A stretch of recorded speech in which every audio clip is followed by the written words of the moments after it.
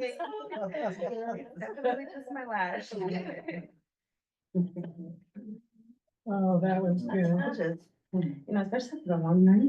Okay, we're recording. Yeah, we were together. So they, Scary. we are starting. Do you see already in your, oh wait, maybe I can start it off too.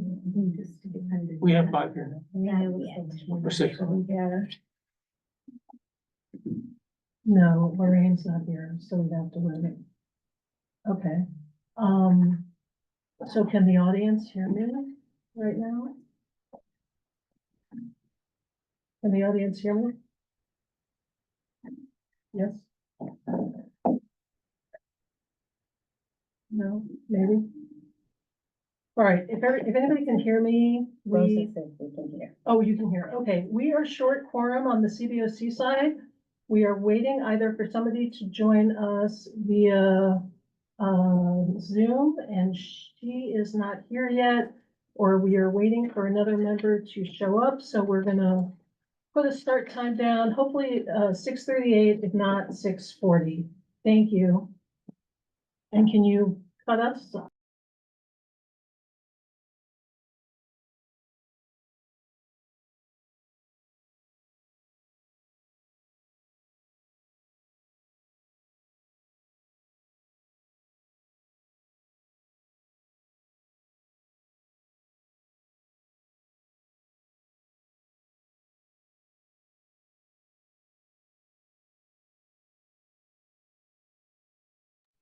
Just let me know, give me the 3, 2, we're on. Okay, good evening, everyone. We have quorum on both sides, so we're gonna start the meeting. I want to welcome everybody to the joint WCC USD School Board CBOC meeting. The date is March 19th, 2025. I'm calling the meeting to order at 6:40 p.m. To access translation in Zoom, please click on the globe icon at the bottom of the screen. And if you're here at the Facilities Operations Center, Otelia is in the back and she can give you a headset if you need one. Tonight, we are going to be making public comment on each item, should you desire. If you're participating via Zoom, please raise your hand in the Zoom app prior to beginning of the item. And if you're participating by phone, press *9. After, we don't have anybody here, so if anybody shows up, we'll have a little comment. You can raise your hand or a comment card, and we'll put you in the queue to speak. So that is the opening. A couple of other things I want to get to is I want to welcome everybody and I want to thank the CBOC for your service. This is a very difficult volunteer job and I recognize this. I've been around a long time. I think this might be the most difficult one, so I really appreciate you. There is a lot to learn. Thank you all for hanging in there and getting a foundation. I really appreciate it. It's important because you are the body that determines whether the school district is in compliance with Prop 39 and spending bond funds in accordance with our bond measures in accordance with the law. So it's very important. There's a lot on the agenda tonight. So if I may ask you to pick your spots, pick 1 or 2 things on the agenda you really want to address and ask 1 or 2 really insightful questions and we'll be done because we're trying to put a lot in. Be solution oriented. We have a lot of things we need to solve tonight or put plans in place to solve for the future. I know we can do it. I know we have the solutions in this room. We just need to work together to get it done. And each item is about, like 15 minutes or 10 minutes. So I'm going to be hustling us along. And with that, I am complete. Mr. Gosney, do you have any opening comments? Well, yeah, in my 28 years with the bond program, I've worked with a number of trustees and a handful of superintendents. Truth be told, most of these people dreaded these joint meetings, so I'm glad to see us all here tonight. I'm always saying the praises of these meetings because it's just about the only time the Citizens Bond Oversight Committee has to sit down and discuss the bond program with the real shot callers, the ones with the power, the ones who actually call the shots and use their votes to decide what happens with the $2.4 billion in taxpayer dollars. Some of these people have acted because they really care about the kids, others because they have a solemn obligation to the community, while others do it just for their own political gain. What happens at these meetings is largely determined by the people sitting in these rooms. Will this meeting be just a series of staff presentations, or will it be honest to goodness discussions? We all know that our elected representatives are already experts in so many arenas, so they don't really need the input provided by a group like the CBOC, who have spent years, sometimes decades, on this one subject. So seeing you all here is encouraging.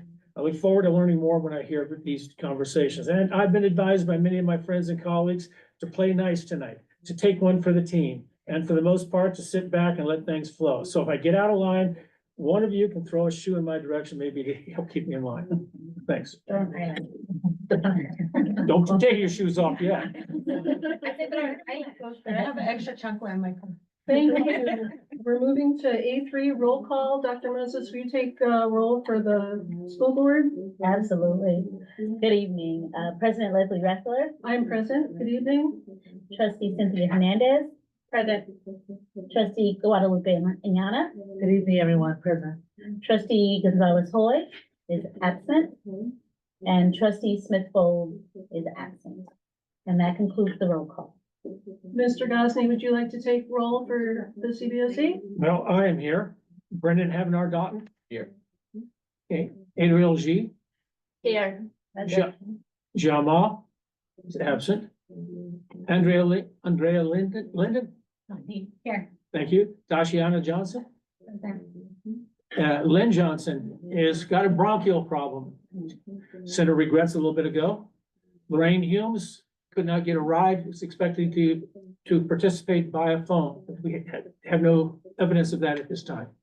So she is absent at this point. So if somebody does notice it when she logs on, please let me know so I can record the time. Thank you. Yes, thank you. And we'll need to promote her too. So if anybody notices her, please let us know so that we can have her join the meeting. We don't have access to that on our Zoom. Okay, so we'll watch it online. Yeah, thank you. Great. Okay, we're up to A4. You missed me, Andrew Butt, present. Oh. your name's on my list, but I know, I'm new. my apologies. Okay, we're up to A4, agenda review and adoption. Does anybody have anything on the agenda for review? Move up? Yes? I have a pair of motions. Since the performance audit was sent to me less than 2 days ago, and the financial audit was less than 1 day ago, a total of 35 pages. I shared these with the CBOC as best I could, but since they were not included in the original agenda packet sent out on Friday, should we have any expectation that the public is even aware that these are now available to them? Statute says that the district can hand them out right now and discuss them 30 seconds later. But is this really what we want for our community? Is this what transparency looks like to any of us? So I have a pair of motions to make with regards to these two audits. Motion number one, I move that in light of the very late arrival of these two audits, that a discussion of the contents of these two audits be deferred to a later separate meeting of the board and the CBOC. And that is item, if I may, that's B5. Status of financial performance audit reports, B5. Well, I don't really know since a status is not the same as discussing the contents. So Ms. Payne, under B5, the object was to discuss the financial and performance audit reports, correct? And we have both auditors on Zoom here tonight to present. Okay, so it's item B5 that you're looking to table to a future meeting. Sure. Is there a second? Second. Okay. So who's second? Oh, it should be good. Okay. Okay.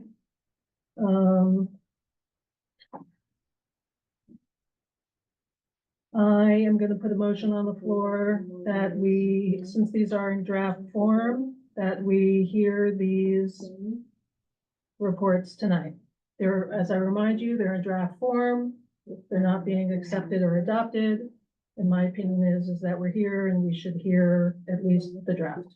So that is my motion, and I will look for a second. Point of order. I said, my motion had nothing to do with hearing the presentations. It had to do with discussing it. Like discussing the contents of the actual audits. Okay, so you just want to hear them. Well, that's actually my second motion. Is dealing with the hearing of it. Okay, so I'm moving to discuss them. You're moving to hear them. I'm moving to discuss them and to ask questions on them. So my first motion is not to hear them. My first motion is only not to discuss them at this time, I understand. since we that. haven't had a chance to read it yet. Okay, I understand, and that was seconded. I'm putting another motion on the floor to discuss them as they are on the agenda. I'm looking for a second. There's no second, the motion dies. Are there any other motions? Seeing none, we'll go to yours. Do you want me to bring up the second motion, or you want to vote on the first motion? No, you can go now. All So right, that one died. So we have yours to hear. And then you should really have somebody else make your, is it related? what's about the audits? Okay, But it's- Okay, the second motion, I move that when the auditors make their presentations tonight, that they be advised that there will be no discussion of the content, findings, and recommendations of these audits tonight, and that their presentations should be more about the process and what both bodies should be looking for when they review these audits. Okay, is there a second on that? Okay, Bud is the second. Okay, so we're gonna move to that one first. Is there questions on that? Sure. I just wanted to share, so that we're all on the same page, that we do have an obligation by Ed Code for these audits to be final by March 31st. In alignment with the CBOC board policy, we bring forward draft reports to the CBOC before they are made final. I just want to make sure that everyone understands that when they're approving this motion, we have both auditors here and we have both drafts available. There is not currently an additional meeting scheduled with the CBOC and the board prior to the March 31st statutory deadline, and we're going to need to meet that. And so I just want to make sure that everyone here understands that statute and the deadline associated with these reports. Go ahead. So by not having discussion, we are just forfeiting that opportunity. And what's most important to the district is to meet that statutory deadline, aside from any discussion with the CBOC or formal, sorry, maybe I didn't understand. Does it need formal board approval to be approved by the 31st? So what the Ed Code requires is that the bond financial and bond performance audit be delivered to the board and the CBOC by March 31st. That's what's required by statute.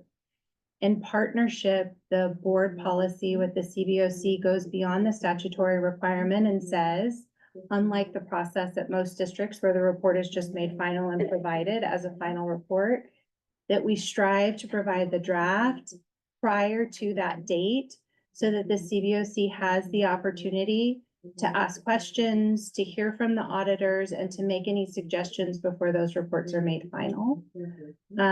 There's also Ed Code requirement that final report be presented to the board to be received.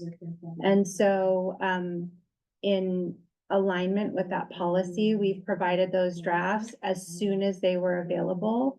And while we understand we didn't meet the deadline of Friday, they are available now in draft form. And I just wanted to make sure there's a couple of nuances associated with it. So I just wanted to make sure everybody knew that tonight.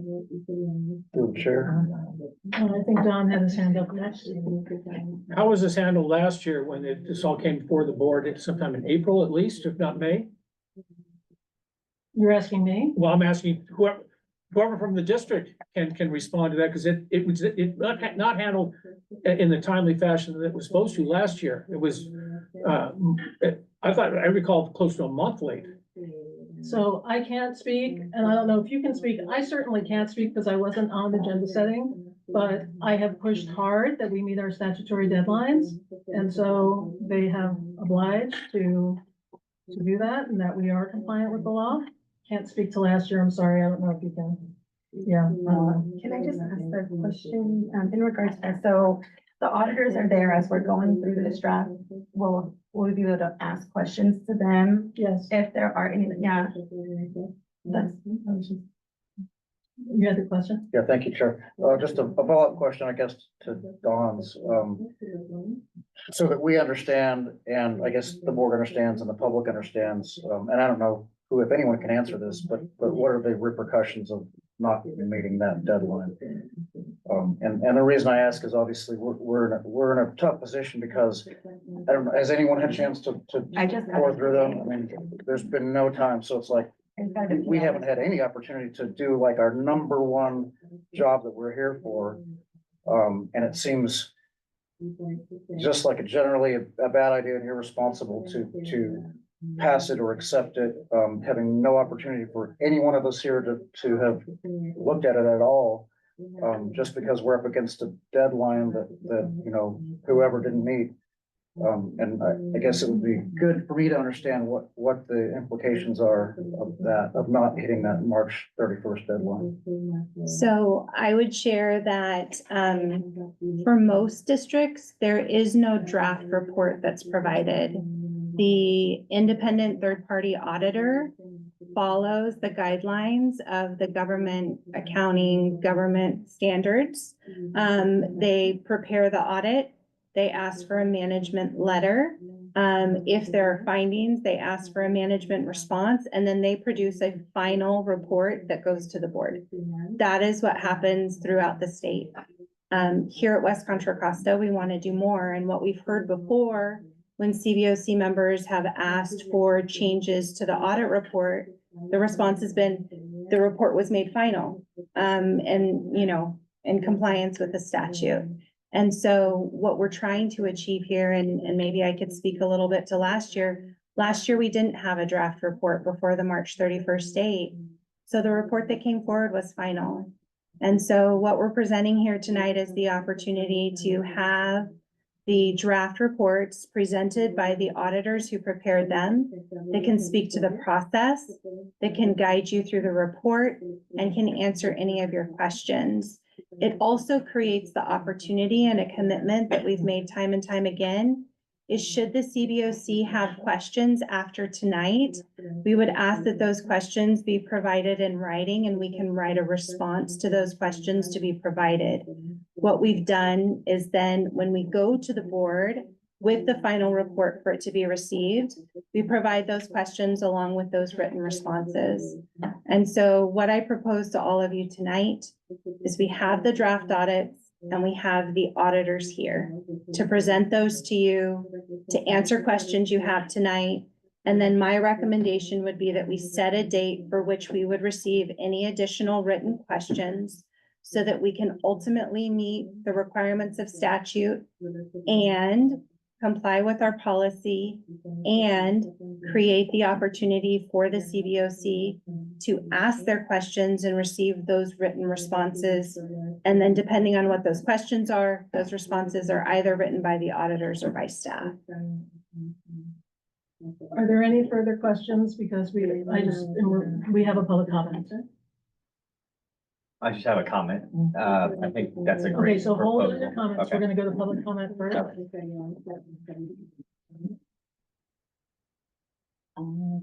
I believe we have Ms. Huey. Yeah, okay.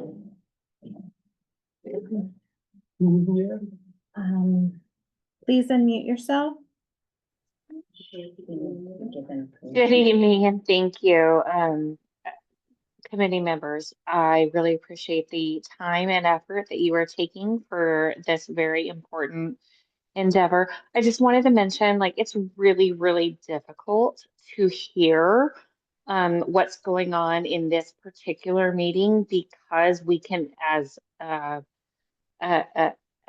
audience members, we can hear both the English and the Spanish translation going on at the same time. So if there's any way that we can make sure that everyone can hear everything that's going on, that would be very welcome. Thank you for all that you're doing.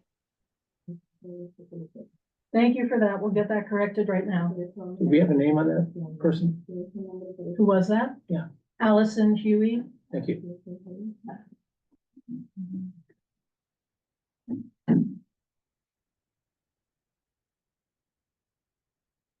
Okay, but do they hear both on the recording? Saying it, she gets it. Oh, okay, okay. Okay, so somebody out there, if this isn't fixed, just raise your hand and let us know. Okay, so we have two motions on the floor. All questions have been answered. We had public comment, so now you have a comment? I do, I'm just speaking to my colleagues, I think, it's not clear, I love, Melissa's, proposal, and I'm not clear that we would have any benefit from not delving into discussion, given the board's commitment to meet the 31st deadline. So, you know, that's kind of my thoughts. Any other comments? Would you please restate your first motion so that people know what they're voting on? I move that in light of the very late arrival of these two audits, that a discussion of the contents of these two audits be deferred to a later separate meeting of the board and the CBOC. Okay, and we'll go to the vote. Mr. Gosney? Okay, I vote yes. But All right, Ariel? Abstain. I'm sorry, what was that? Abstain. Abstain. Dotton? No, Ms. Johnson? No. No. No. Yeah, I'm gonna say no. No. Kenyatta? No. Hernandez? No. And I'm a no. Motion fails. Did you get that? Yes, okay. Okay, next motion? Since that one failed, the motion number 2 is no longer applicable. So do you want to withdraw it? Yes, I do. And the person who seconded will withdraw? yes. Okay, okay. Okay, so with that, are there any other reviews or adoptions to the agenda? If anybody wants to change something else, just raise your hand, otherwise we will proceed that it's adopted as it stands. I'll make a motion. In lieu of that conversation, just want to be clear about during item B5, if we can have a discussion of clear expectations for the next year's audit pertaining to this strong interest on behalf of the CBOC to receive the audit sooner. And identify that the actors and the partners in the room that will help us achieve that goal of delivery of the audit sooner. I don't know, I think, anyway, so the motion is to include discussion of audit delivery deadlines and expectations for the next year. Okay, so that is in your motion with the agenda review and adoption? Yes. for Okay, is item there a B5. second on that? Second is Johnson. Okay, is there any questions on that? Seeing none, public comment on that, which is not usual, but since we're going this way. Seeing none, okay. Any further comments? None? Good. Okay, we'll go to the vote. Gosney, Sure. Butt, Yes. Z, Yes. Dotton. Yes. Ms. Johnson. Sorry, I cannot see. Come on, yeah. Yes. Kenyatta, Yes. Hernandez. Yeah. Reckler is a yes. Motion passes unanimously. Okay, we're up to B1, CBOC annual reports for 2021, 2022, 2023, and 2024. I believe Ms. Payne, you're gonna give us a intro on that? Yes, good evening. Tonight, we are asked, the CBOC will be providing an update based on their progress to complete the 2021, 2022, 2023, and 2024 annual reports.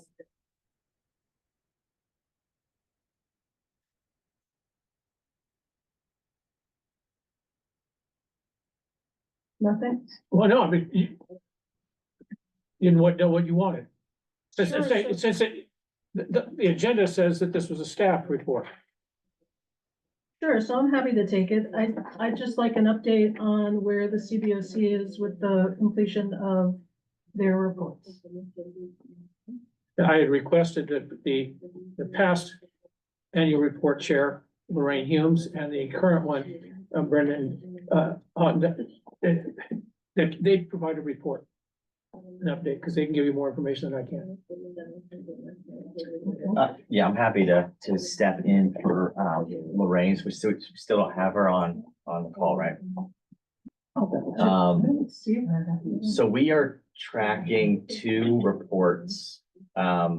One is, that Lorraine has been working on, spearheading is going to be an 18-month report, 18-month period. And I believe, and I'll ask my colleagues to help me recall, that takes us through, 2023. So I'm not sure, like, I think part of half of 21, all of 22. I'm actually not sure how we clarified this our last meeting. There was gonna be a bridge report. This is kind of, during our COVID shutdown. So there's, again, we're tracking two reports that will hopefully, bring us up to, date, with respect to 2024. Lorraine's doing the past, I'm doing the immediate last year. And, the status of that is in progress. So, there's no established ETA on that. And does anybody have questions on this item? So, so there hasn't been any annual reports produced for 21, 22, 23, 24. Yeah, and I think it'd be important to, and maybe Ms. Payne, I'll ask you for your memory, the status of the CBOC during these years and the relative number of members during these years, I think has fluctuated. And there's been times where the CBOC has gone dark for a year plus, I'm not sure. And so maybe that could offer some context. And then I'll just say, like, the last year, 2024 was really focused on building back and building up our committee with membership, because we were under the minimum required committee members.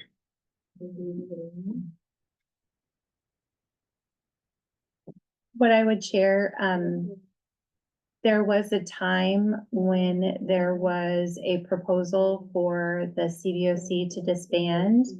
While the CBOC is required by Prop 39, and ultimately the members of the CBOC are appointed by the board, disbanding the committee wasn't something that could be done. There have been meetings where we didn't have quorum, and therefore we didn't have the monthly meeting. When you look at the statute, there is no requirement in statute for the frequency of CBOC meetings other than once a year. Another requirement by statute is that the CBOC produce an annual report. I would say that the annual report of previous years is quite extensive and there has been turnover in the CBOC. I would share the last observation would just be, right, it was COVID. So we know COVID happened in 2020.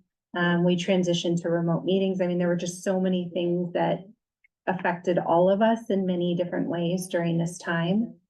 But I would echo that, by statute, it is important that the purpose of the CBOC is to review bond expenditures and to produce the report. And we have been receiving updates at the most recent CBOC meeting about the progress being made towards delivering those reports. Are there any other questions? Comment on that. During that time period, there was a resolution passed by the CBOC and sent to the board that they were no longer gonna meet as long as the board would not do anything, or that the district would not do anything to try to fill the mandated seats. They were down to like 4 people on here. So there were a number of months, I can't remember exactly how many, but it was 3-4 months, maybe more, where they just did not meet at all. Because of that, and they did start meeting again. The number of people on the CBOC was still very, very low. We still only had about 4 people on the CBOC. But just because the makeup of the CBOC was low, the bond program still moved ahead just as it always has. And that's what the annual report is actually reporting on, not on the CBOC, but on the bond program itself. So we still have an obligation to provide an annual report for those periods. Okay, so coming back to questions, that was a great comment, but we're in a question period. Does anybody else have any? Because I have a couple. So my first question is, what can we do to help you move these projects ahead?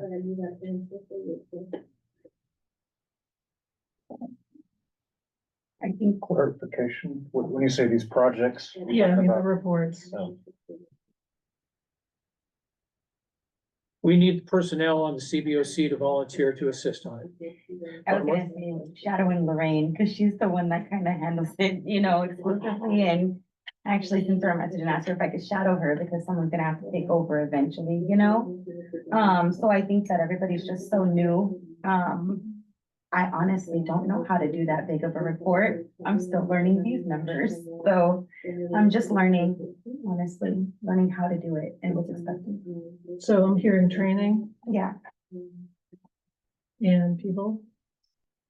Yeah, I have one more. This might be an item to discuss later, but it's come up just the receiving the financial reports in a timely manner for each of the CBOC meetings, which I understand that ultimately, we're looking back at the year, but being able to count on getting those regularly, I think would help so that whoever's doing it isn't, has an expectation of when to get those and to be able to start to synthesize those.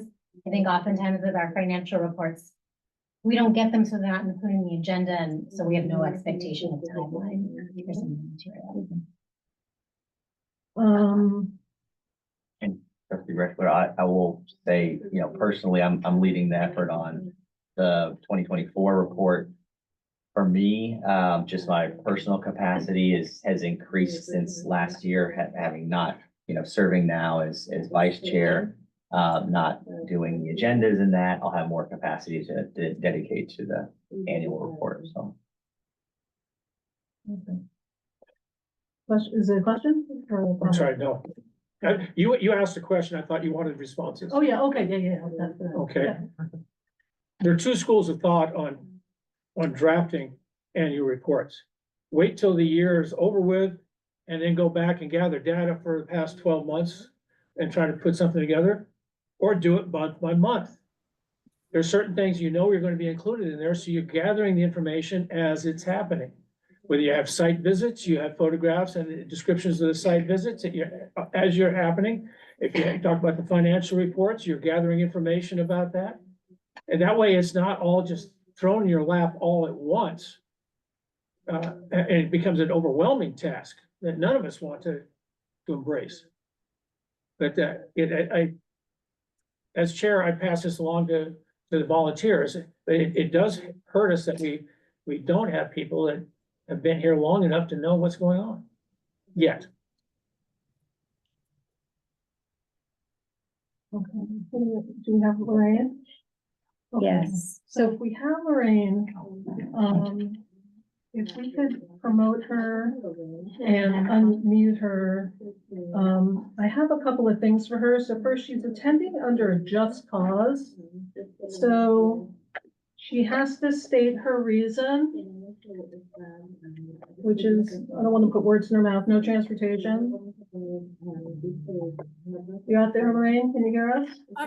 I'm sorry, what did you say? I said you're attending. I just under- got in here. Yeah, I know. We're welcome. We've been waiting for you. Oh, okay. So you're attending remotely under Just Cause. So Okay. that's just for the Brown Act. So, you have to state your reason, which is no transportation, right? Correct. Okay. All right, good. And then if we make any, okay, you have to publicly disclose before any action is taken, and I don't think any are because they're discussion items from here on in, but if there's action, you have to indicate whether there's anybody 18 years of age or older in your room at the remote location and the general nature of the member's relationship with that individual. I don't think that's gonna come up, but I'm required to read it to be compliant with government code. I'm the only one here. Good. All right. Well, we're very glad that you've joined us and we're waiting for you. Do you have anything to say on the annual reports? We're in question period. Yes. In the beginning of in December of 21, we passed a resolution to try to align the annual report with which was previously based on the calendar year, with the district's fiscal report, which was based on the district's fiscal year. And as Don said, it took a while, so we decided to combine the two reports, the 2021 and 2022. It would be an 18-month period, and it would be from June or January. Well, when you're talking about 21, you're actually talking about 20. It's presented in 21. So it'd be like 18 months period. So I was going to do that. Well, at that time, like Don said, we had a lot of movement. When I first came on the team, we had all members who knew what they were doing and had been on it for years. So you would say, well, we're going to write the annual report. And someone would say, well, I'll write the audit chapter, I'll write the other chapter, etc. But because we had so many new members, we had maybe 2 regular members on per year from 21 through 24. So, like Don said, we didn't have the resources to get the people to write it. Matter of fact, the 2020 report I wrote myself. So anyway, in 23, I became the president or the chairman, whichever. And so I was learning to do chairman. We also had a parliamentarian who was who said that the annual report should be a subcommittee. Well, subcommittee, you've got to get agendas, you've got to tape it, you've got to do a lot of things just as if it was a regular committee meeting. We didn't have the technology to do it. Melissa said we could get Gmails for the school district. And then we could use their Gmail conference. Well, the Gmail conference package the district bought did not include taping. So we had technology problems. And so we didn't get them done. And we had people leaving. Anton left, several of the people left. So we didn't really have the resources to do it. I suggest that maybe in 24, I was talking with Don how we could just abbreviate it. You have to have your compliance statement in there. That can go with the audits. And I would just cut and copy the opinions of the auditors and put that in because we used to have history and everything else in it. So I think we can abbreviate it. Right now, I'm writing the 2021 to 2022 transitionary audit. And as Brandon said, he's writing the 2023 one. So that's the status we are at now.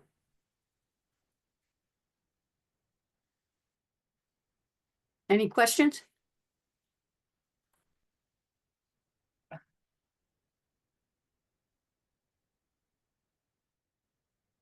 I'm done. You hear me? Comments, Lorraine? I can't hear you. Do you have Here's any now. additional comments? I gave them. Okay, good. Yeah. Terrific, thank Mr. Gosney? One thing that we need to do as a CBOC is determine what do we need in the annual report. Okay, we go back to when I first started, the annual reports were like 2 pages.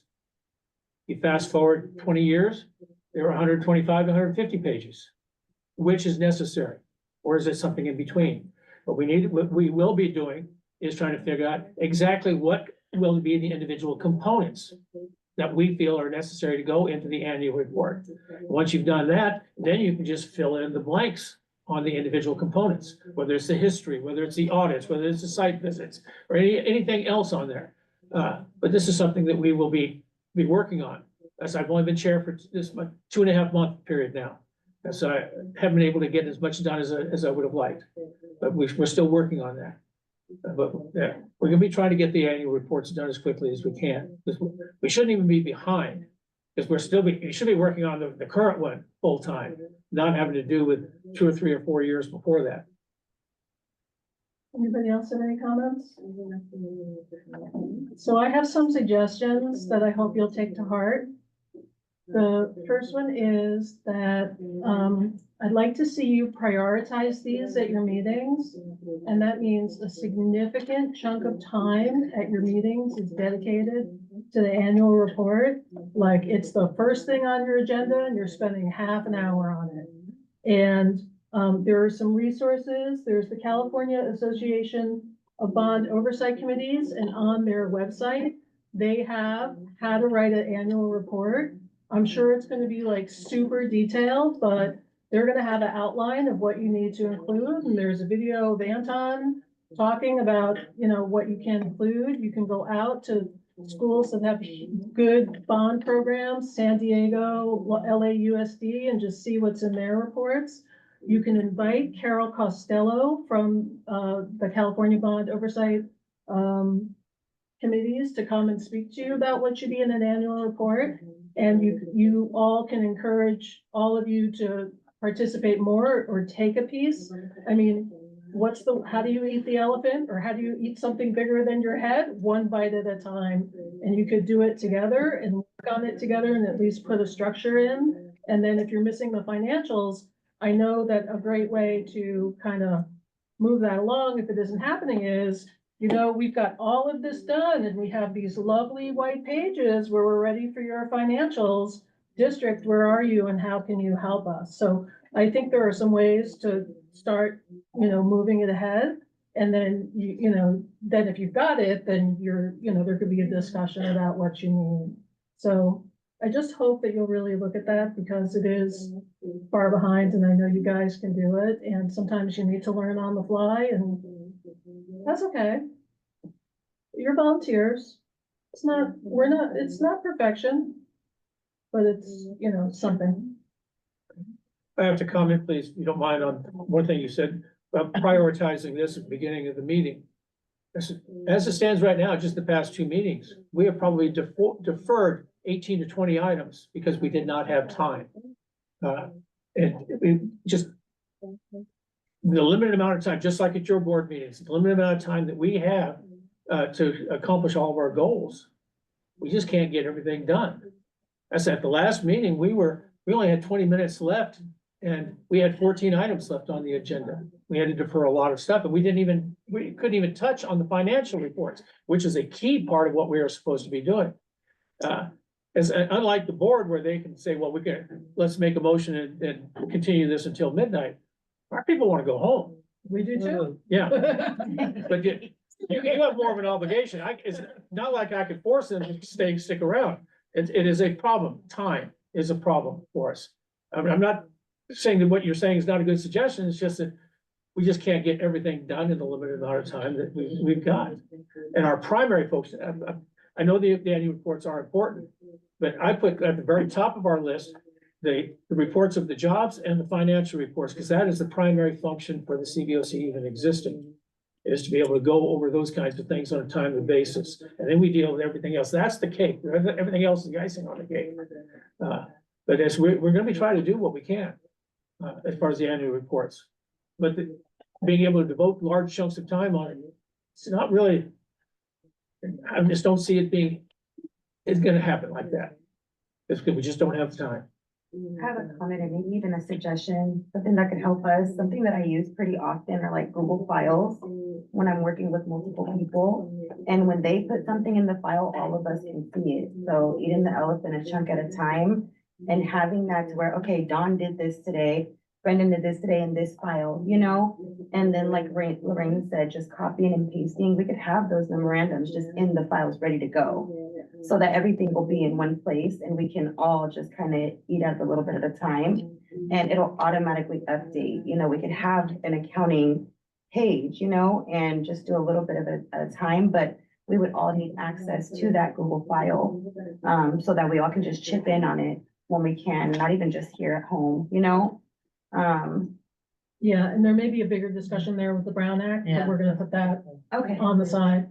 So, Leslie? Hi. I have a suggestion. I told Dawn, even though I'm off the panel, once you decide you have your committee members and who's going to do what, I would be willing to help them to show them how to gather the information oh, I for. was hoping you would say that. Okay, so we have some good solutions, yes? I have a question or a comment, I don't know. Mr. Gosney, Don, why is it that there's not, at the last couple of CBOC meetings that I attend on Zoom, I know there's been an issue with quorum. And, either folks, you guys can only hear reports but can't discuss them because there hasn't been any quorum. Do you think the membership or quorum is an issue of why items are not being reviewed during these meetings, or what do you think what is an issue of why? You stated that there's been times where there's been 20 minutes left and there's still like 14 items still to be looked at. Why do you think it's that? That's just my question. Okay, I'm glad you asked that, because even though we may not have a quorum, we still start the meeting on time. Okay, because we can still discuss items, we just can't take action on items. And so while we're starting the meeting, going through the regular opening process, we don't have to have a quorum. We've got one of our members that she's a surgical nurse in Oakland, works 12-hour shift. She doesn't even get off work in Oakland until 6 o'clock. Okay, getting here is a little bit difficult for her. Others got childcare issues and have to deal with that. They're showing up at 6:30, because we started 6:15. They're showing up 6:30, 6:35 or something like that. But we're not slowing down, because by the time we get to anything where we actually have to vote, and by the way, we only vote maybe one item a meeting. So we're not letting a lack of a quorum slow us down. But we do have a quorum through, I'm just saying, 85 to 90% of the meeting, for the past two meetings at least. So that's not the issue for us. The issue is, we have a lot to discuss. That's what is taking over all of our time. I would love to be able to say we're asking stupid questions, wasting our time, but that's not the case. We're asking really good questions, relevant questions, and comments. And it just takes up a lot of time. And of course, you might recall, if you paid attention at the beginning of the last meeting, I says, part of my job is to look at the agenda with one eye and that clock on the wall at the other one. I says, help me out, look at that clock too. Because we all want to get out of here at a reasonable time. And we don't want to have to defer anything, because the item isn't going away. We're adding it on to the already overfilled agenda for the next meeting. Okay, and if I could stop that, because I'm looking at the clock and we're way behind, can I draw that to a close? Yeah. Because your questions about committees, actually, we should really, like quorum and stuff, that should maybe fall under committee membership, so if that's okay if we. Oh, yeah. My comment wasn't, it was just a comment, and I think it was more, understanding that because there is so many new people on the CBOC, that could differ some of the work. I think I sat on the CBOC a couple of years ago, and I had the privilege of sitting on there with a lot of people who knew a lot of stuff. So that was really helpful to have, that to bring to value where, we had Lorraine, we had Antoine, we had Dawn. So some of the work didn't feel as heavy. So is there a space where maybe even, having a space pulled out and maybe having some How do one-on-one. you- here we go. Moving forward to see if, how we can support to get things rolling so that the day that we are showing up, we're kind of with that knowledge, because I know there is a lot to grasp under the CBOC. And even though I sat on there for a couple of years, I didn't learn as much as I wanted to, because it was a lot. So maybe just, reaching out to those, Lorraine, Dawn, and seeing how they can support, to start filling in some of those gaps. Okay, if you don't mind, we'll bring this to a close because we're way behind. Bond financial reports.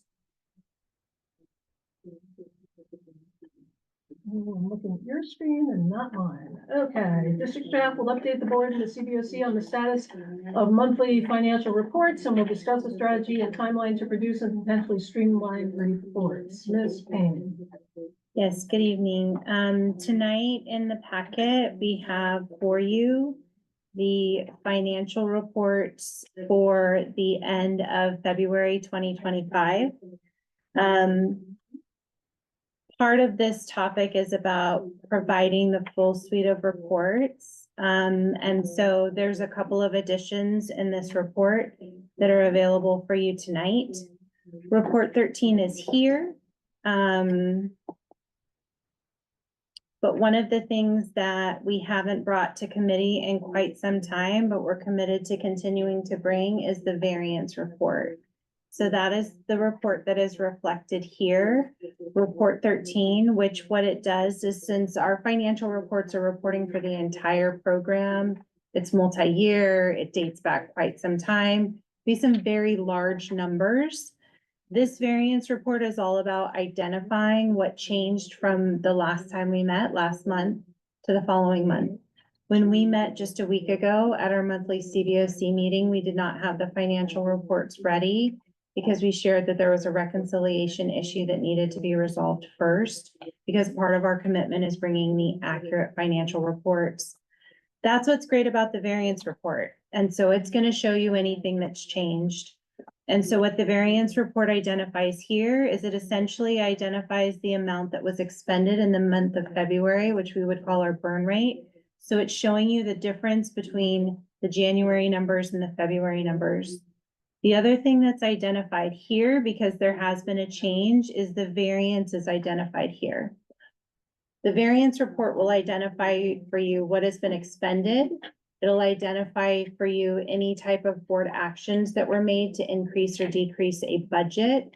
It will also identify any type of variance. And lastly, it'll also identify any types of other revenue, for example, the pooled interest earnings, which are typically reflected on a quarterly basis. This is a report that was created by a previous CBOC member because she was doing it shorthand herself as she was comparing the reports so she could really understand that change. And it was incorporated into the suite of reports. It's not something that we've brought for quite some time, but it's something that we're committed to bringing from now on. The other thing that I would like to share in here that's a little bit different. So we have report 2, which we've looked at before. It is reflected here with the data through the end of February. And we have our AP checklist. This is another very valuable financial report because it's identifying the specific expenditures that took place. But in addition to the checks that are cut to vendors that fall within projects, there are also a reconciliation that's provided here for things that wouldn't just show up in the accounts payable checklist. Specifically, this identifies for you retention. So we talked a little bit about that. Those are the dollars that we hold. We pay the contractor 95, we hold 5. And so this provides that reconciliation of retention. It also identifies the payroll. So for example, as we have staff members that are working in accordance with the Attorney General's opinion for salary costs that can be charged to the bond program, which is then accounted for in our timekeeping, those costs would be reflected here. And so here you would see the payroll costs for any given month for staff members that was paid using bond dollars. And it's a small percent for most of our allocations. And so those are some of the additions that you'll see here in the report. that demonstrate, I think, two things. One of them, the commitment to delivering the reports that we had promised in the past and doing that going forward. And just some of the features that haven't been provided in months past that will be provided going forward. Okay, so if I can get to the other part of this, which is, inconsistent production of reports and the fact that it takes a staff member 40 hours to produce this suite of reports. What can be done to simplify this so that, what can be done to simplify this? Are these absolutely the reports that the CBOC needs? Does every CBOC look at these types of reports, or are there other reports that can fulfill the mission that are on demand and don't require 40 hours of staff? Or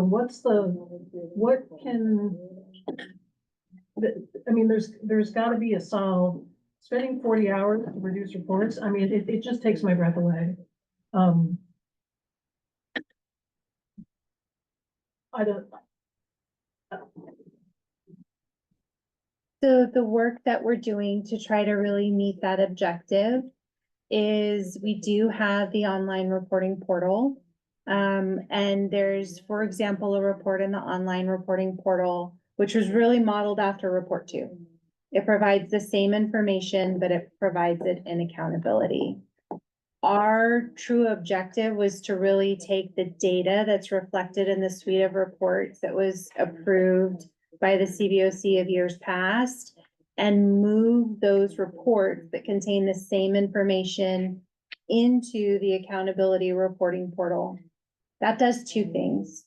So the first thing that it does is it makes that data available at any time.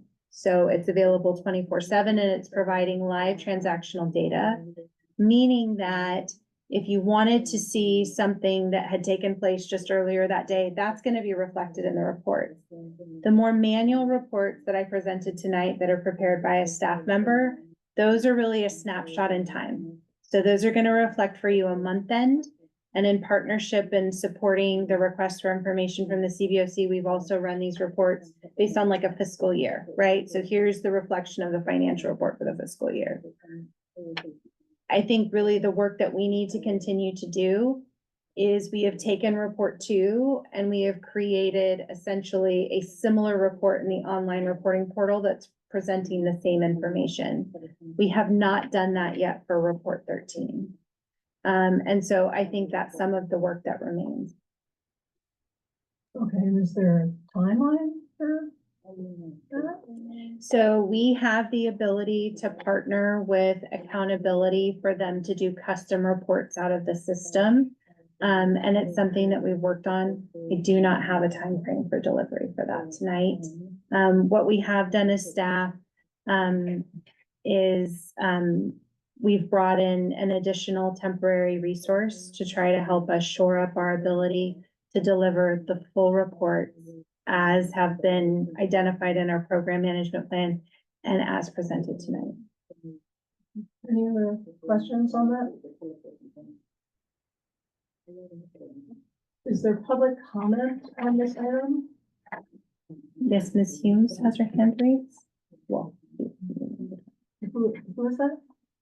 Ms. Oh, Humes. Lorraine? Okay, yeah, go ahead. Okay, Melissa, the portal, it's more or less, it brings up it on a school by school basis, this information. Is there any way in the system to collate all of it like into one report, a general report?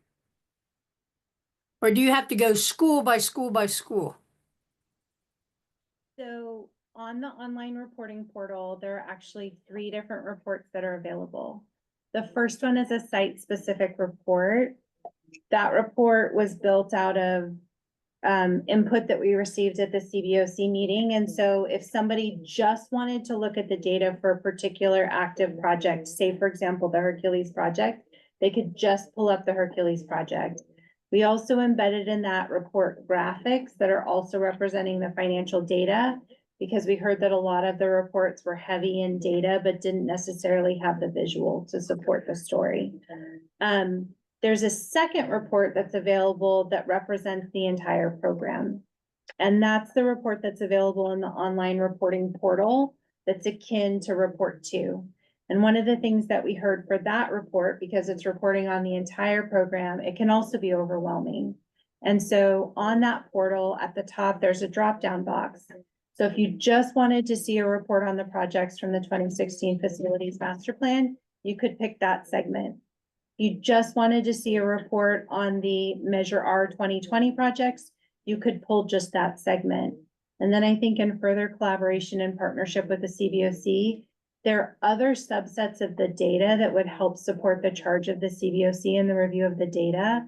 Those are kind of the simple things we can do because the data is in the system. And so we're essentially just saying, this is the piece of the data that you guys would like to see. What I was speaking to earlier is, right now there are 3 reports available. 2 of them are very similar. We'd like to continue to build that online reporting portal so that there are additional reports like report 13 and like the variants that we looked at tonight that would also be available in that format. Lorraine, do you have anything else? No, Any comments? Thank you. We have a suite of 6 financial reports that we've been asking for. When I became chair, the next day, I met with Melissa and we reviewed those. And we didn't just make those up. They were fine-tuned by more than well over 100 CBOCers over a 20+ year period. This is what we need. This is what we don't need. Okay, and so that suite of reports is what is very helpful for us. The online portal is great. If you want to know where we're at today, where were we this date 5 years ago? Online portal doesn't show that. That's where these reports, where we can sit them out on a tabletop, see how we're moving from month to month to month. We can archive these reports, be able to compare them. That is the value. As to the 40-hour thing, man, like you, that's just shocking. It's taking that much time. I'm not saying it's not taking that much time, but I'm shocked that it does take that much time. But these are the reports that we need. And when we asked this be put on the agenda, is what's it going to take? I'm asking from facilities to the board to the staff, what's it going to take to be able to get these kinds of reports to us? This is the online reporting portal is not the solution to that on there. But this is the kind of information that we do need. But also, it's not just that we need it in a timely fashion. It's great to be able to get these reports that are in the packet here. But we needed them last week when we had the CBOC meeting. Because the next time we meet as a CBOC, we're going to expect to get the current reports for that month. We're not going to be going over these. We've got a gap there, a void. We've had, and over the past 4 years, I'm just going to throw out a number that's not that far off. Maybe around 75% of the meetings, we didn't have financial reports.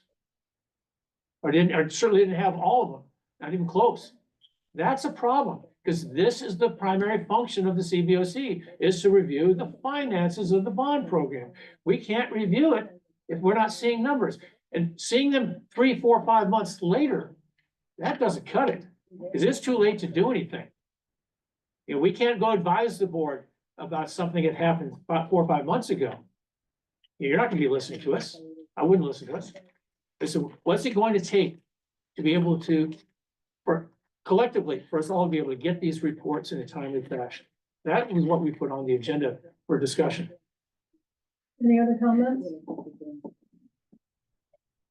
So my comment to the CBOC and to Dr. Moses and to Ms. Payne and the board and myself is, I'm going to ask you to relook at what you've got and realize that it's 40 hours of staff time that they're using to generate these. And I think the reason you're not getting them is because they're short of staff. They're juggling major projects, and this is obviously extremely complicated, and they're trying their best. So my ask to you and to everybody is, are you sure that's what you need? And are you sure that there's 40 hours of people time, that this is worth it for the organization? And does something else exist? Do other bond programs use other things to reach the same result that are generated out of Munis or generate, like, what do other people do? I mean, I just find it hard to believe that all other bond programs are generating very specialized reports with that much staff time. I mean, I don't know, but it just sounds really like a outlier to me. And so my ask of all of you is just to think deeply about what, you know, really what you need. Do you really need this, or does something else exist? Go ahead. Again, we used to have 2.5 times as many reports as part of this suite. And we narrowed it down to these 6 reports being what we do need on there. And I've attended a number of CBOC meetings in the Bay Area. I haven't gone to Los Angeles or San Diego to compare myself to them. But we got a lot of CBOCs in our area here that are totally clueless on what the hell they're doing there. They don't even know what the rules are about there. Now Downey Unified School District, you have people on there that the guy had been chair for 8 years. By law, you're only allowed to be on there for 4 years.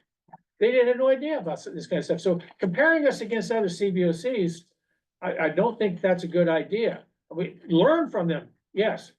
But don't say, well, yeah, that school district doesn't need these reports. They don't need it because they don't have a clue what they're looking for. And that's one of the problems that we've got here. If you ask this group right now, what financial reports do they need? Too many of them are too green still, even after just 1 year. They're still too green to know exactly what they need because they have nothing to compare it with. They haven't, once they see the full suite and they're on a regular basis, okay, now we're seeing this. We're seeing a trend. We can get the information that we want. But this, if you never see it, you don't know what you're missing. So Ms. Payne just mentioned that online portal would be a good substitute for all the other reports. If that's the case, it'll be easy for the staff to prepare the reports based on the online portal, right? If like CBOC members can get information from the online portal, for staff, it should be much easier for them to generate reports based on the information on online portal. So I'm just a little bit confused by the amount of time that staff need to prepare the reports. So can we wrap this up and move on to committee membership? Short. Yes. Okay, committee membership. B3, this one we really do need to hold to 10 minutes so we can go through the reports. Okay. Okay, district staff will give an update on committee membership and any vacancies that need to be filled. Thank you. So we've prepared for you tonight a summary of the current CBOC membership. The Ed Code identifies 5 specified membership categories: a minimum 2-year term, no more than 3 consecutive terms, and that the committee must have at least 7 members.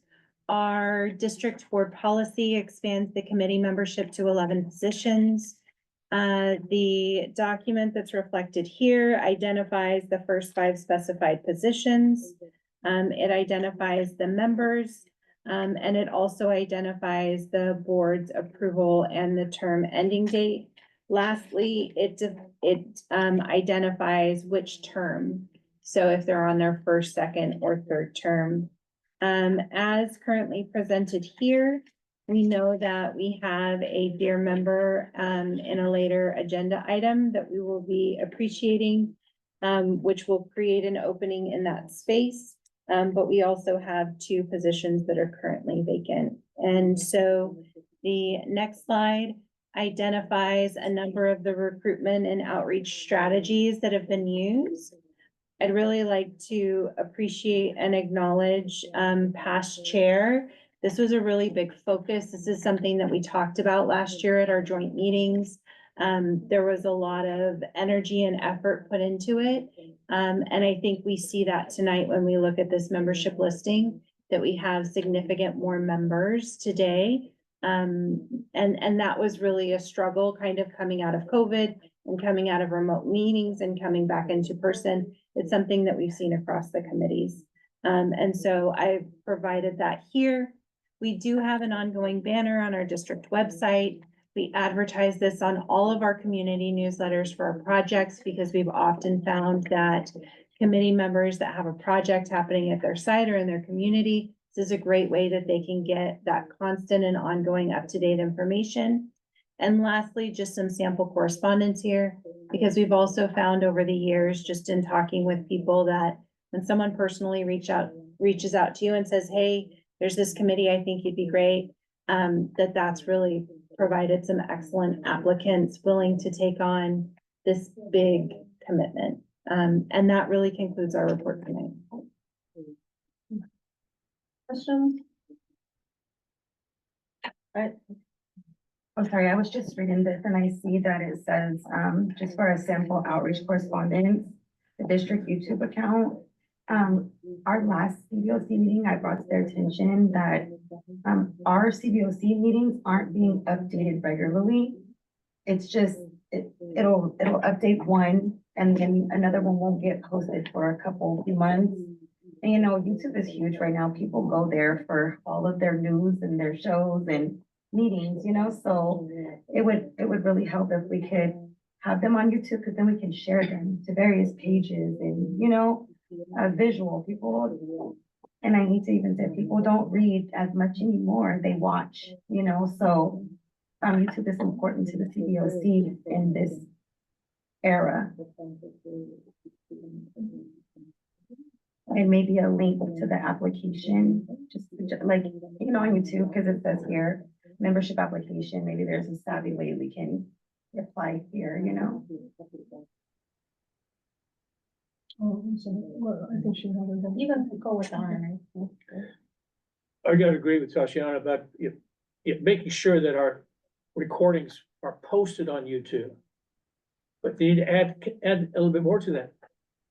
It's news. Nobody checks for a news story 3 or 4 weeks after the event is completed.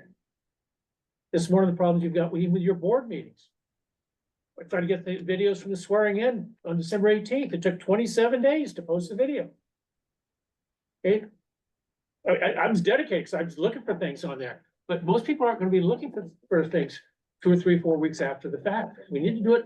There's no reason why I can't be the next day. You know, of course, I have no life. I post my videos on there the same night.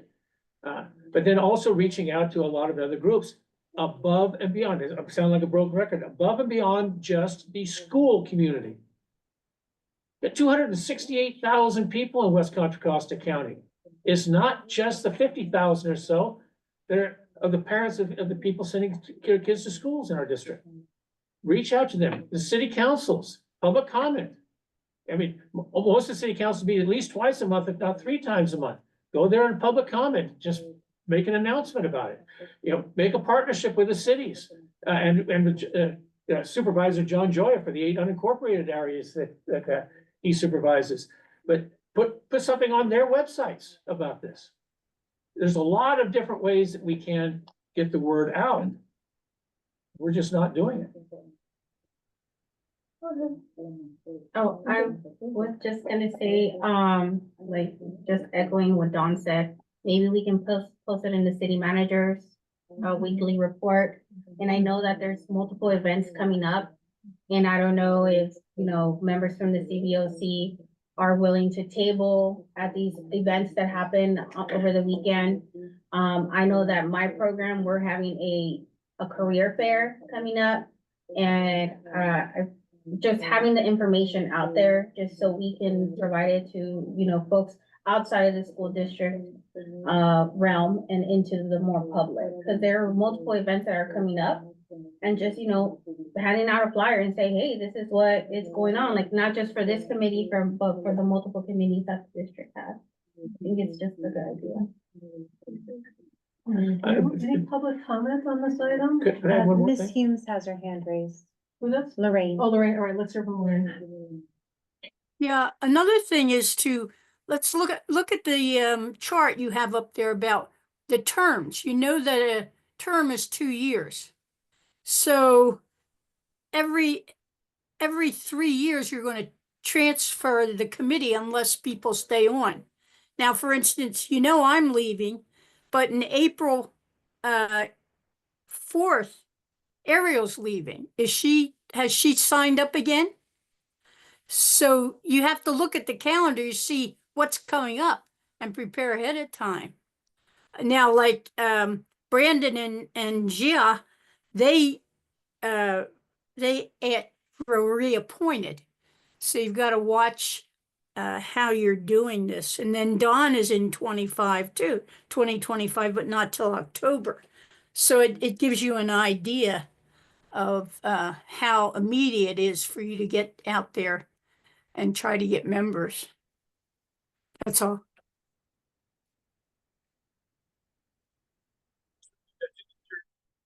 Next, got the Cinco de Mayo parade, got the Juneteenth parade. Have some people walking, holding a banner on that kind of thing. Have a table set up for these guys. Access to a limited number of people just at those two events in this one city out of five. But that's Solano Stroll. I understand if people show up at that one. Festivals in Pinole and Hercules. El Cerrito has no notice. Not taking.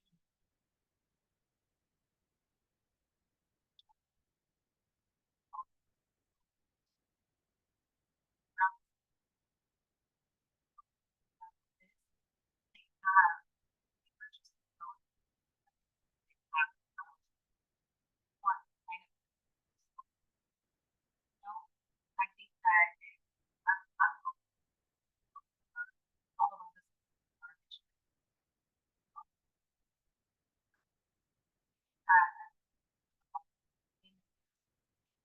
know,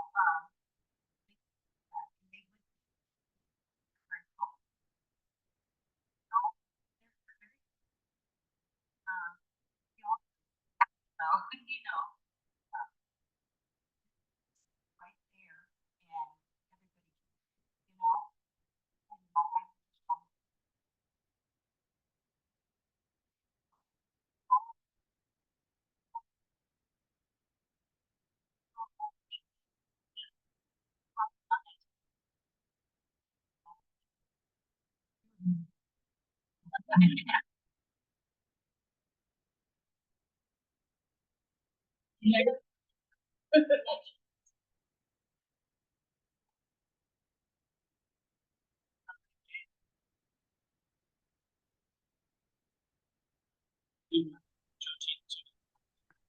Charge for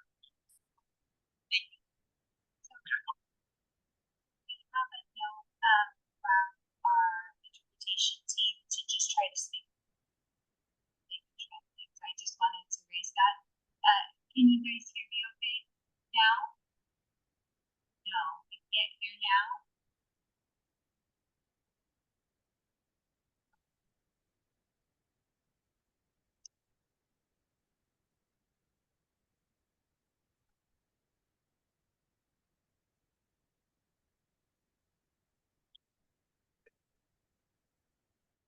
Is that better? Can you hear us now?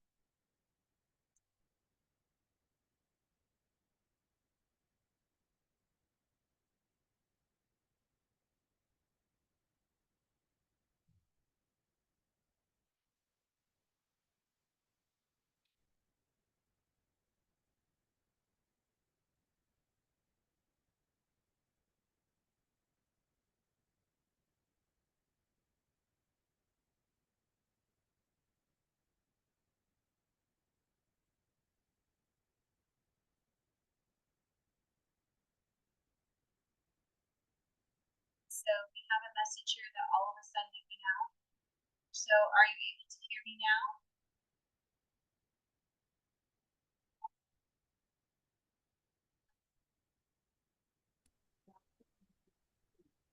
Okay. So. jump into the microphone. And we're getting a little, okay, now that's No, fine. no, I did. You can hear now? Yeah, yeah. Okay, terrific. Thank you, everyone. Sorry about that. We just wanted to make sure we had. Okay. We'll Actually bring this looking at the item to turn a up volume close. button. We'll bring this item to a close, and if you don't mind, let's go to B4, B5, let's do the financial and performance audit reports because we are running close on time. And so with that, I will share that for this item, we have 3 different attachments. One of the attachments that's available is simply a summary of the audits themselves for framing. But with that, I'd like to introduce Mr. Nathan Edelman from Eide Bailey. He's here tonight and he will be sharing with us the fiscal year 2024. So we're talking about July 1st of 2023 through June 30 of 2024. The West Contra Costa bond performance audit. Mr. Edelman, are you there? I'm here. Can you hear me okay? Can you hear me? Yes, we can hear you. Can you hear us? Oh, okay.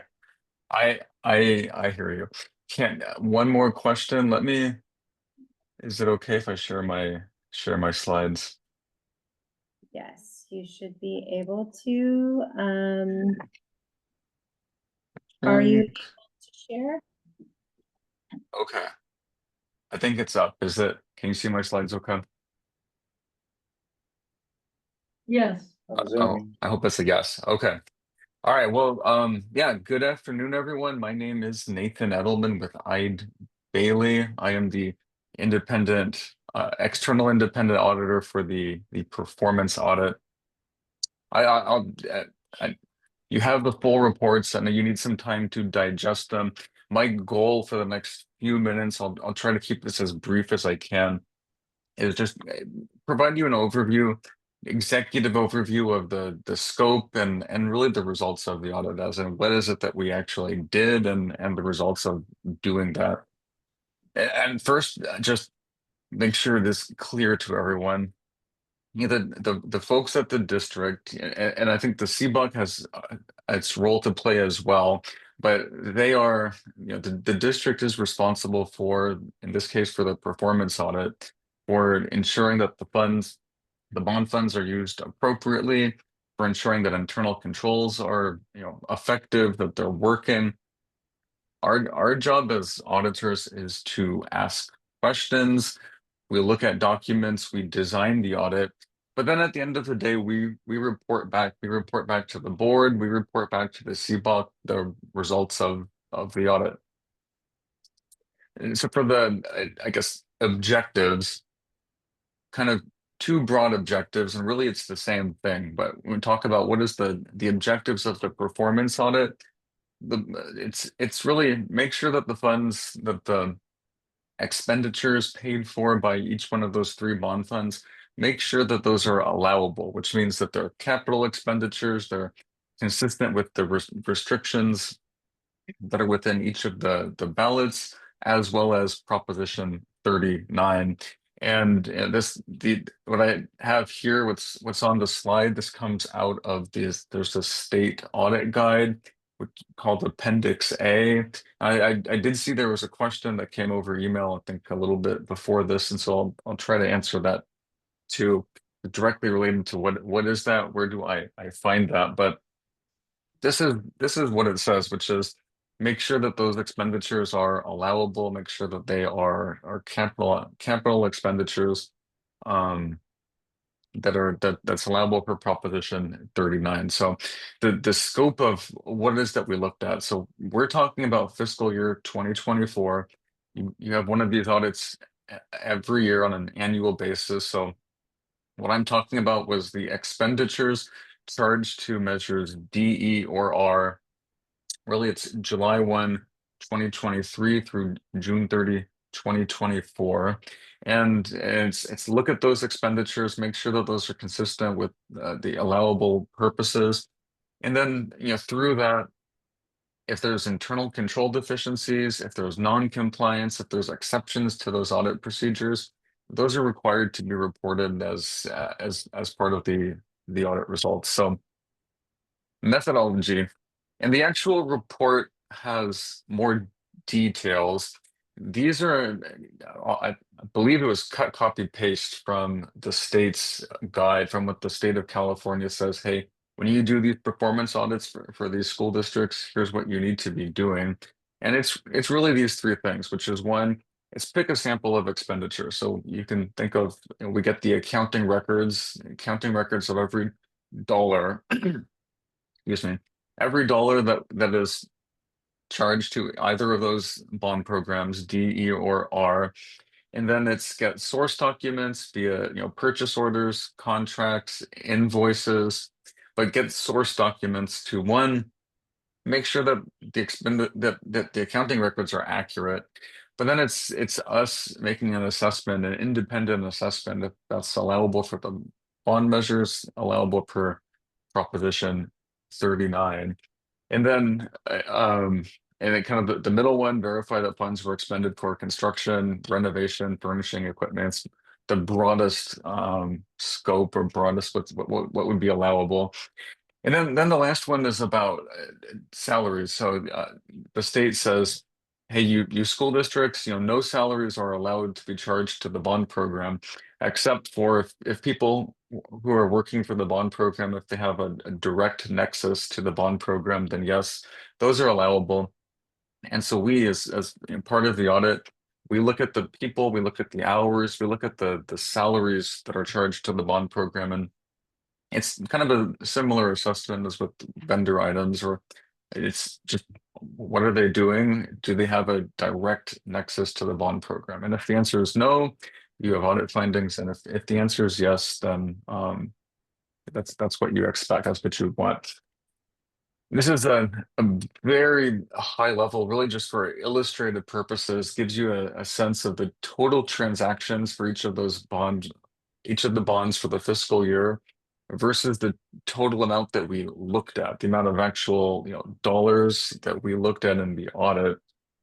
And you can think of each of those bonds, so D, E, and R, it's really three separate audits, three separate samples, three separate audits, one report. The way you would read this, measure D, we would have looked at about 9.5 million of 17 million. So we would have looked at 56% of the total expenditures. I'll just, because I can see the question, why this percentage? Why is one more than another? There is no requirement or expectation to achieve a certain percentage. Rather, we design the audit procedures so that what we're looking at is representative of the population. And as some of the older bonds start, reach towards the end of their life, you may be in, just as an example, let's just say that there was one transaction. So obviously we picked that one transaction, we would have looked at 100%, but we're not trying to achieve any particular percentage, rather just make sure that what we look at is random and that it truly represents that population. We also looked at, and this is something I guess it's not required by the state, but something that we did because we do a lot of these things and the team has experience with it. But we did look at 23 contracts, think of contracts and purchase orders. And that was not so much about whether those are allowable, but did they go through the bidding requirements? Did they go through those public works procurement requirements that are required? The conclusions, so the results of doing all this, three big takeaways, which is one, the expenditures were properly accounted for, as in we received those accounting records, they were complete and accurate, as in they tie out to the source documents. Expenditures were made for authorized bond projects, which means that there were really no exceptions with respect to the compliance piece. And an exception there would be, just as an example, an example would be the audit discovers expenditures charged to the bond program that really are not allowable, i.e., teacher salaries or administrative costs related to running the school district. something beyond the scope of those capital outlays, and none of that was identified. Salaries of the folks that were charged to the bond program are consistent with that attorney general opinion, which means that they have a direct nexus to the bond program. And not on the slide, but we had, regarding all these things, there were no internal control deficiencies that are called out in the performance audit as well. So with that, let me take this off my screen. Oh, there we go. So with that, I think you also have a presentation from the financial auditors. I'll leave it to that concludes my presentation. I'm happy to take questions now, or if you prefer to batch those together. But I'll turn it over to the committee. Thank you. Thank you very much. What do you want to do? Do you want to hear the next one and then ask questions, or do you want to ask questions on this one? Cool. Questions now. Yes. Questions now? Okay. All right, so we'll go ahead and start with you. Does anybody have anything? Go ahead. We don't hear you. I don't want to hog everything. Okay, thank you for the presentation, Mr. Edelman. So just confirm the sample list, once selected, it doesn't change. Is that correct? Sample. Yeah, once the sample has been selected, been determined, we need to complete each of those samples, and there really isn't a method to change the sample once it's been selected. Okay, and then with respect to employee salaries, can you talk a little bit about how you, what is the documentation that helps you understand and ensure confidence in how time is billed to the bond program? Yeah. So for salaries, we need to know really what it is that they're doing, and then how is it determined to charge this amount, charge this person to the bond program. And there's some folks, Melissa, for example, who works, it's more of a dedicated for the bond program. There's other things that she may do as well. But I would differentiate that from people who are hourly. And in all cases, we'd want those time cards, you'd want documentation, or we would expect documentation that really ties out with each of the payrolls that are charged to the bond program. And if I could just expand on that. So like, for example, I'm a salary position. And so my time card is percent. So what percent of my time was spent on a different activity? And there's a number of different activities. Versus an hourly employee is going to be doing, they have a separate time card that they do that's hourly because they're an hourly person versus salary percent.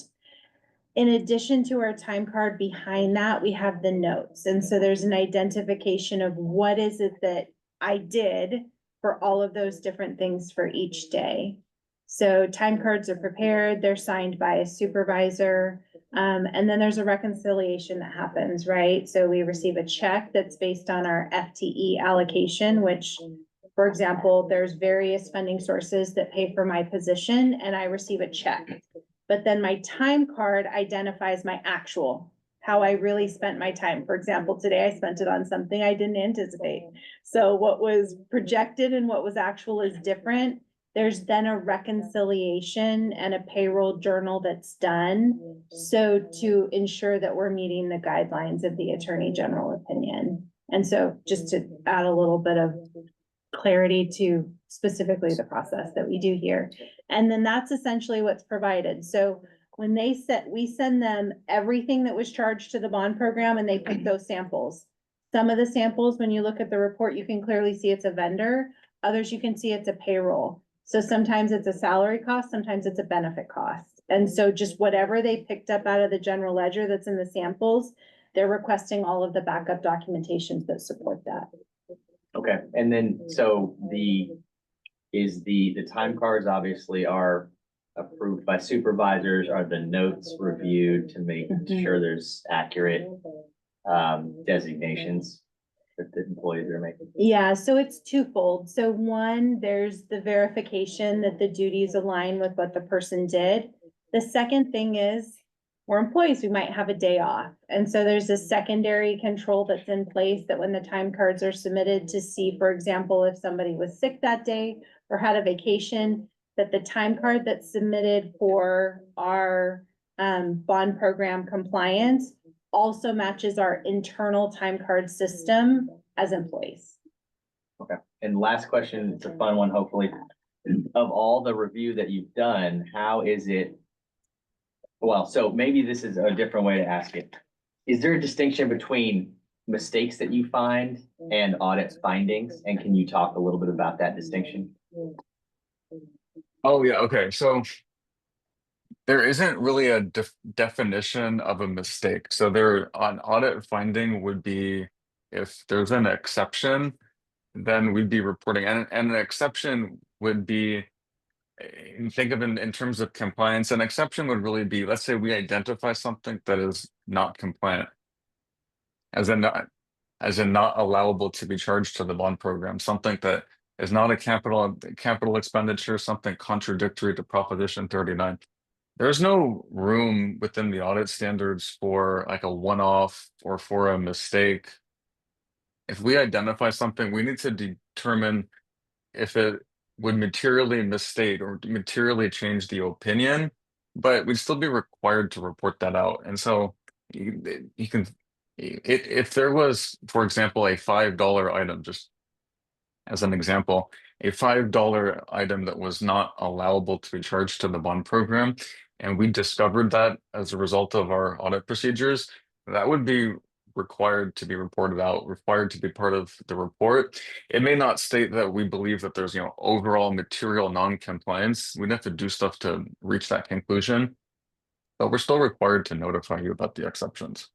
And then just to be clear on the process, do you go back to the district staff and ask for clarification or backup documentation to potentially overcome that finding? Or is that if you find it, it's stated regardless?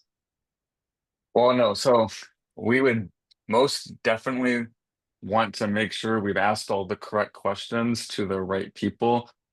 It would not be appropriate if, the staff going through the files, hey, we found an exception that just immediately gets reported as an audit finding. And we do need to go through the process. We need to ask questions, make sure that we understand that.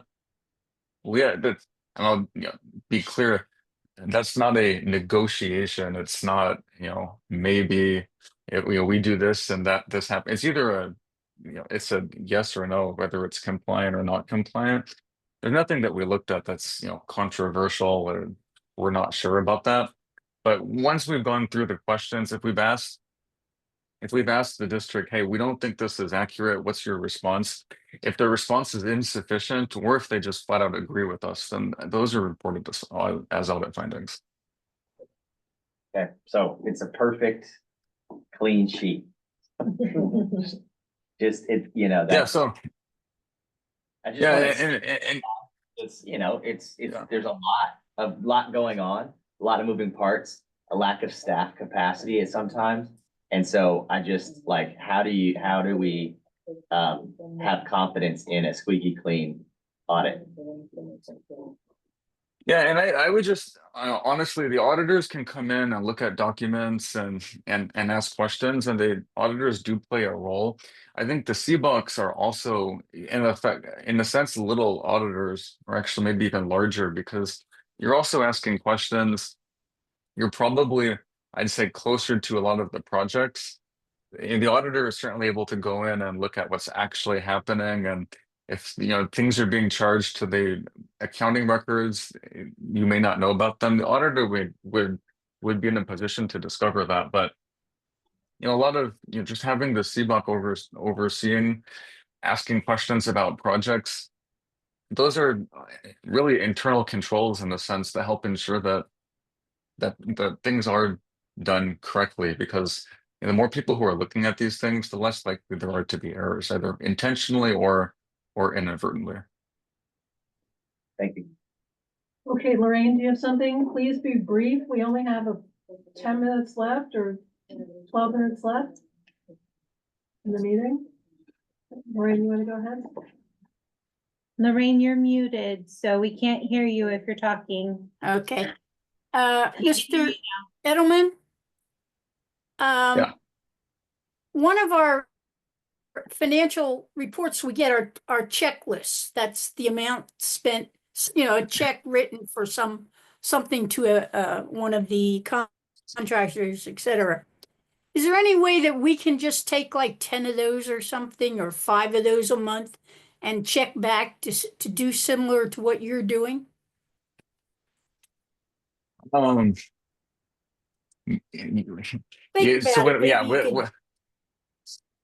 yeah, maybe it's a good question to give some thought. Without having those in front of me, not knowing what they look at, I don't know if I'd be able to give you a good answer on that, but Be like a mini yeah. audit like you do, something that we could No, spot check throughout the year. So if something is really different, then we can pick it up.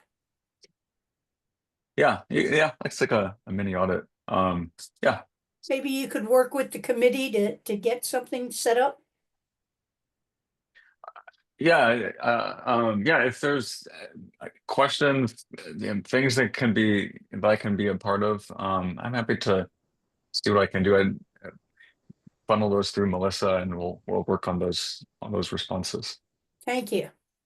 What I would offer is, for example, when they pick all of the invoices that they want the backup documentation for, they're asking us for 4 things. And so as a CBOC, if you wanted to pick invoices off the AP checklist, then we could present to you the 4 things that we ultimately then would provide to the auditor. Be happy to do that. Thank you. If I could pause for a second, if you're eating crinkly snacks, would you please dump them out on a piece of paper so that the entire meeting is not? I think that's all of us opening a minute. Shame on you all. Yes. Says the guy with nothing. Thank you, everyone. Okay, so let's No, go there to was public other- comment.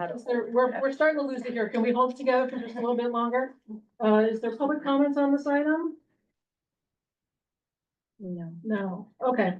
I would like to extend the meeting to 8:40 to hear the next one. And table B4, which is the update forensic accounting investigation verification. May I have a second on that? Second. Okay. You go to vote on that? Gosney? Sure, we don't have a deadline in the agenda. You do, I thought it was 8:30. That's what I thought. 8:30. Sorry, that's agenda's written and that's a sketch. It keeps changing. But Yes. Ariel, Yes. Dalton, No. Johnson, Yes. Landon, Yes. Yana. Yes, I don't know. Forensic. I'm sorry, did you say? Yes. Yes, okay, sorry, I can't hear. And then Hernandez? she tabled Yeah. that. Yes, and I'm a yes. Okay, so extended with a taking off, before. Okay, let's go to, our friends at Christie White. Yes, so now I'd like to introduce Mr. Hugo Luna, who will be presenting the fiscal year 2024 bond financial audit presentation. Okay, before you begin, we have a hard stop at 8:35 so that we can spend 5 minutes just thanking Lorraine. All right, Mr. Luna, did you hear that? Yes, I did. Let's do this thing. All right, you're up, go for it. Okay, well, thank you so much for having me here. I'm here to present the results, the West Contra Costa Unified School District, Measure D, Measure E, and Measure R Bond Building Fund, the financial audit results. So our responsibility as the third-party external auditor is to issue an opinion over the bond building fund financials. And we want to ensure that they're materially correct and they're in compliance with federal and state requirements. We issued an unmodified opinion, which is the best opinion possible. And located on page 3, I'll just read it directly from the word for word what's listed on there.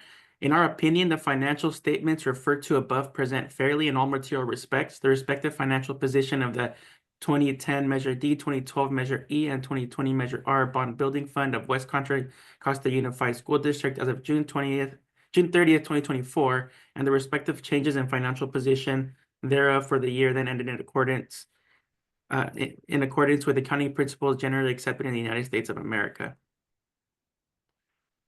So substantive procedures that we performed. We looked at cash to ensure that the amount that was recorded in the district financials and recorded in SACs, that it matched what was in the cash and county treasury. This also included any funds that might be external to the county treasury. When it comes to accounts payable and accounts receivable, we're reviewing transactions that happened just after the fiscal year ended. So July, August, September, October, selecting material transactions to ensure that they were accrued. If they happened by June 30th, 2024, ensuring that they were accrued in the correct fiscal year. And when it comes to revenue, we're typically looking at interest revenue in these types unless there was a new issuance. So for the fund balance, I just want to go over the fund balances a bit. So with Measure D, when it comes to cash and investments, Measure D, 24.1 million, Measure E, 35.1 million, Measure R, 71.1 million for a total of 130.3 million. Accrued liabilities, those are the transactions that happened after June 30th that had to be set up as liabilities in the financials. There for Measure D, it was approximately 1 million. For Measure E, approximately 5.4 million, and Measure R, approximately 2.8 million. For a total of, and at the end, I'll just go over the fund balance in the next slide. So there was a total net change in fund balance for Measure D, 14 million, which was due to expenditures of approximately 17 million, and revenues of approximately 2.9 million in Measure D. In Measure E, there was a change in fund balance of 23.5 million, which was due to expenditures of 26.2 million in Measure E and 2.6 revenue in Measure E. In Measure R, we had a change in fund balance of 1.2 million due to $3.4 million worth of expenditures and 2.2 of revenue. So, which leaves us with total fund balance ending in Measure D is 23.3. Total fund balance ending in Measure E, 29.9. And for Measure R, ending fund balance of 68.4. When it comes to construction commitments, these are contracts that the district was committed to as of June 30th, 2024 that had not yet been completed. We like to list this for the remaining construction commitment related to the different measures. The projects listed: Lake Elementary School Campus Replacement Project, approximately 41 million. The Cameron School and Collins Elementary School Critical Needs Project, 6.2 million. Riverside Elementary School Project Improvements, 671,220. Kennedy High School Bleacher and Press Box Project, 145,875 that was still remaining. Kennedy High School Exterior Painting Project, 1,175 still remaining. And for various sites, the E-rate year 24 wireless upgrade, 168,408.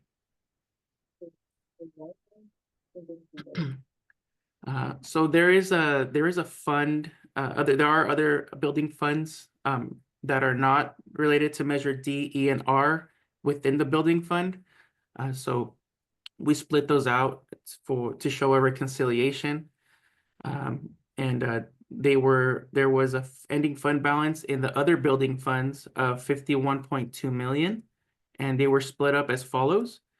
State funding balances of 47.5 million, pooled earnings 3.1 million, fell in the all other revenue category, 790,000, And then for the fair value adjustment, it's there was 338,249. A question I commonly get for that is, does that mean we have less money to use on our projects? No, we're required to report it that way. Because if the district ever were to pull their funds out of the county treasury, then that's the value they would lose. But I don't, it's very rare. I don't think I've ever seen that in my career where the districts pull their funding out of their cash out of the county treasury. So, but we are required to report what the fair value is as of June 30th, 2024. So to summarize the audit results, we issued an unmodified opinion, detected no material weaknesses, no significant deficiencies to report, and no non-compliance material to the financial statements. There were no financial statement findings for the year ended June 30th, 2024. In the prior year, because we are required to follow up on the implementation of corrective action plans from prior year audit findings, in the prior year, there was a finding related to a $1.9 million check that was not voided timely, which resulted in an overstatement to accounts payable. So those accrued liabilities were overstated last year.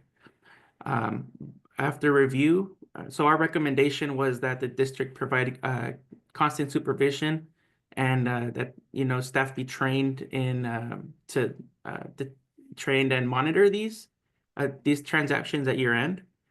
And upon review, we had since there were no exceptions detected, and everything appeared to be accrued correctly. We put the status as implemented so the corrective action plan was implemented for that prior year finding. And that concludes my presentation. I would love to answer any questions you might have. Great, thank you. Does anybody have questions? I have a question. Go ahead. Yeah, thank you for your presentation, Mr. Luna.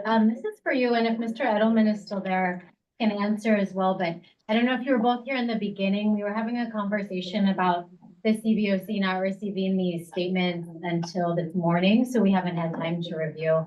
And ideally receiving them a few weeks or at least a week or two earlier. So my question is it reasonable, or what would the district need to do to get these reports in early March before this meeting? Is that even a reasonable ask? I understand there aren't that many folks who are doing this work, so you're super slammed. But is that reasonable, or what would you need in order to be able to provide these reports, even a couple of weeks earlier for future years? Yeah, so for us, we could definitely accommodate. We would just, we would just plan for it at year end. Actually, knowing this now, we could set up. Melissa is very good about communication, so we could set up and plan to have it done sooner. And the district communication has been great. So if it continues to be great, I don't see an issue with having this ready earlier on our end. Thank you. And what I Let wanted me just, Oh, go ahead. I would just say, yes, it certainly can be delivered earlier. It is reasonable, but I would want to talk with Melissa, just make sure that everyone's on the same page about deliverables. But yes, it certainly can be done. It can be arranged with the district. And what I wanted to share was we spoke with the auditors. We had a deliverable deadline of Valentine's Day, February 14th, to provide everything to them. We did not meet that deadline. And so they can't review it until they have it. And so we planned for it. We did not meet our deadline, therefore we are behind. But I do really appreciate having the opportunity to present the draft tonight and the continuous improvement. So to Mr. Grosny's point earlier in the meeting, last year we were late. So this year we're late with the draft, but we have a draft. And so it's our responsibility to meet our deadlines and to ensure that we do that next year so that this will be available to the CBOC earlier in March. So it's our fault. Any other questions? I have one very briefly for you guys. What will be the difference between the draft and the final? What will I expect to see? No watermark. No one. So the audit, at least, I don't want to speak for The my same thing, just want to know that. audit. Yeah, audit's done. There will be no changes to the conclusions are expected. So really, there's some firm graphics, there's a signature, but I'm not expecting any meaningful differences. And for Christy White? Yes, it's the same thing. So if there are no proposed edits, we would go ahead and finalize and provide a letter to the board. Is there any public comments on this item? I don't see any here. Okay, any final comments? So if we, in the coming days, find some, proposed edits, can we, like, propose to Melissa? Or- So what I would recommend is that if you have questions about the draft reports, that you provide them in writing. And I do recommend that we pick a date for that to happen so that it includes time for response and finalization of the report before the deadline. Ultimately, the auditor is held to a level of compliance within themselves, their own responsibilities of producing the reports and submitting them. And so whether or not they make a change is ultimately something that the auditor has to decide because they have to meet all of the government accounting standards. And so I think questions are great. I think if you have a recommendation, I know there were recommendations in the past, tell us where we can find the appendix and things like that. So I think definitely share it, but I just wanted to be really clear in the expectation that they are independent auditors. And so ultimately, modifications to their report, they have to meet all of the rules that they're subject to. And that's ultimately their decision. Can we have a date today for the deadline of recommendations? I would love that. And I would really recommend that it be sometime early next week. So if we say tonight you got the presentations, it's Wednesday. If we could receive the written comments, by end of day next Tuesday, which I believe is March 25th, that gives us essentially just a day to partner with the auditors and to partner internally to work on those responses so that the audits can be completed, because I believe the 31st is the following Monday. And so I think that is giving you the most amount of time, maybe not giving us enough time, but you know, we're trying to do everything we can to support. Last one, we gotta wrap up, thank you. Never mind. So is there anything that the CBOC can do in the future, you know, going forward, because we want to find a solution, right? Is there anything that we can do to help you guys produce this report to the auditors by the deadline or before the deadline so that we're not rushed for time as well going forward next year? Or is that something that, I mean, you guys are exclusively in charge of and you don't require help? It's a great question. I think ultimately we had a plan. We did not meet the deadline, and we've talked about that internally. The impacts of not meeting the deadline, it's the same thing as the financial reports. And I'd like to share, you know, the superintendent has been extremely supportive in making sure that we have resources, but also in making sure that there's accountability internally for staff to meet the deadlines and understand the impact of not meeting them. And so part of what I want to echo from my role is my boss, you know, and truly partner has made it clear that we need to have the resources to do our job, but we need to be held accountable to do our job. And if we're not, ultimately, right, there can be consequences for that. And I think it's that type of partnership that enables us to meet our commitments to you. Okay, thank you, gentlemen. We'll close out this item. Move on to folks honoring Lorraine Humes. And so Ms. Humes has served on the CBOC for 3 terms, 6 years. and she's terming out. I want to thank Lorraine for all her dedication to the CBOC and her commitment to oversight and accountability, her steady and thoughtful leadership, and her commitment to educating all members on CBOC processes and procedures. And we wish you the best, and you'll be sorely missed.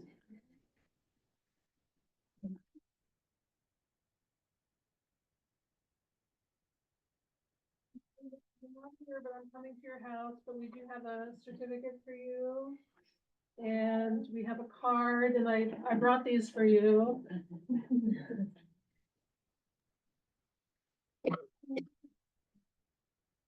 Oh, how beautiful.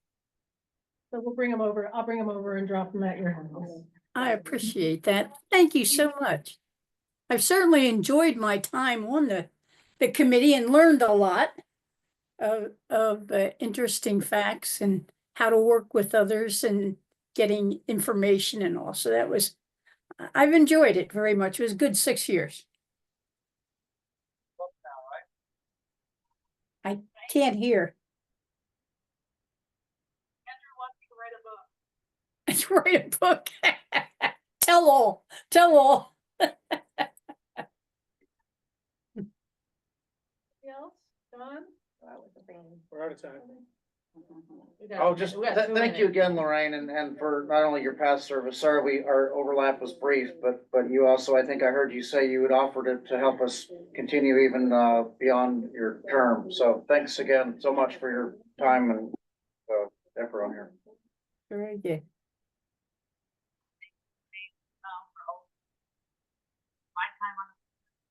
I can't hear you people. Write it down for you, Lorraine, but thank you. Thank you for everything. Thank you for your service. And thank you for always for welcoming on. You're welcome.